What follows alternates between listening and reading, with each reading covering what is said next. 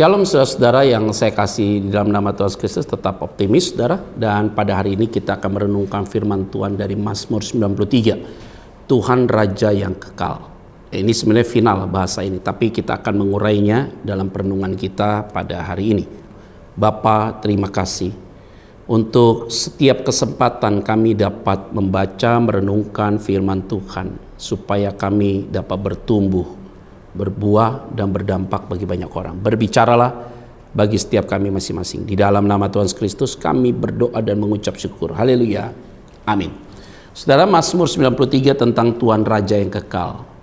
Ayat pertama, Tuhan adalah Raja, Ia berpakaian kemegahan, Tuhan berpakaian, berikat pinggang kekuatan, sungguh telah tegak dunia, tidak bergoyang.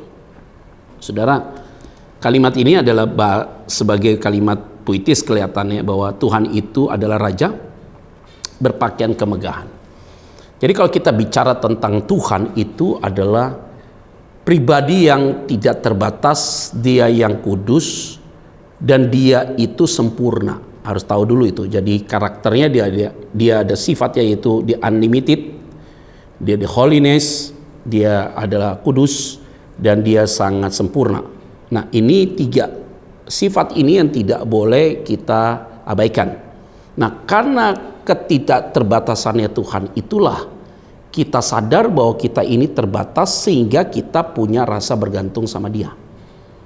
Yang sering sekali kita hadapi dalam hidup ini, kita tidak sadar itu, sehingga kita membuat diri kita seperti Tuhan.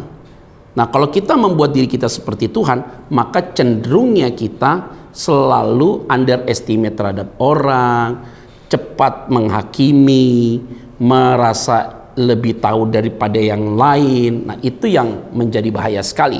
Nah, ini menjadi poin yang mana kita sadar bahwa Tuhan itu sempurna, saudara. Nah, poin berikutnya adalah di ayat yang ketiga. Sungai-sungai telah mengangkat, ya Tuhan, sungai-sungai telah mengangkat suaranya, sungai-sungai mengangkat bunyi hempasannya. Ayat 4, daripada suara air yang besar, daripada pecahan ombak laut yang hebat, lebih hebat Tuhan di tempat tinggi. Jadi saudara boleh deh bandingkan dengan siapapun.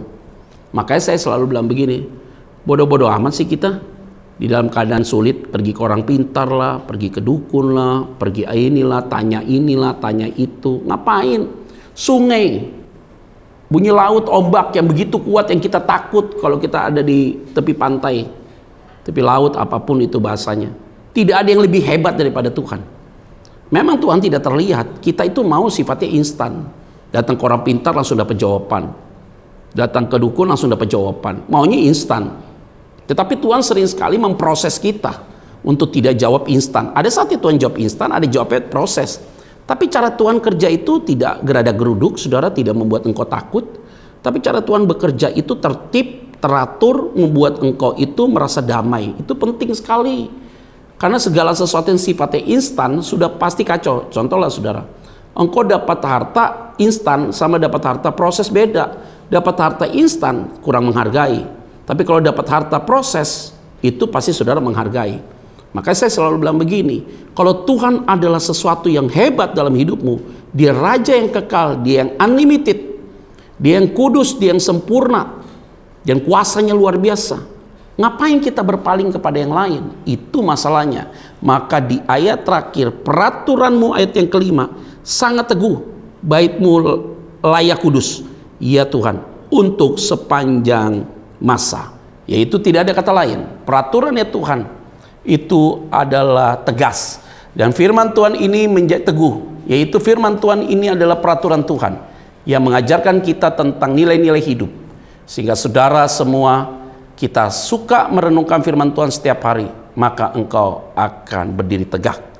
Biarlah firman ini menjadi kekuatan bagi kita dan menjadi suluh bagi jalan kita. Tuhan Yesus memberkati. Mari kita bersatu dalam doa.